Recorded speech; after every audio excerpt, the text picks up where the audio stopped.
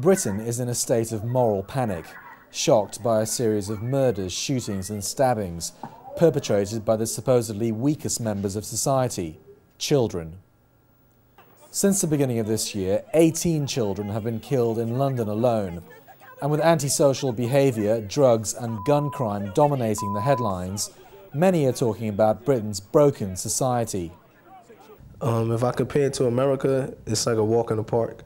But if we use our common sense and see what we was in America 20, 30 years ago, 10, 15, about 20, 30 years ago, this is how America started off with stabbing, and then it gets to shooting, and then it gets to big guns on the street. So if they don't get it together, then they can spin out of control. Some of the most infamous areas for youth crime in Britain are to be found in South London. We travelled to one notorious estate to talk to youths who are exposed to so-called gang culture, as well as the people who are trying to help them. My brother got shot in one of the barbers on Knights Hill, near Knights Hill. That's the last time I've heard of a gun crime. How's he now? He's dead. He got shot in his head. How old was he? He was around 21, 22, I think. And tell me about that. How did that happen? He was sitting in the barber shop one day and then someone came in and shot him in his temple. For no reason? No. And my brother was sitting in the barber chair and just died just like that.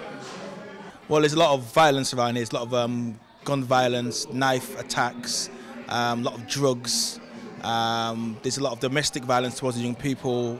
You know, a lot of people are expelled from school. A lot of people are homeless.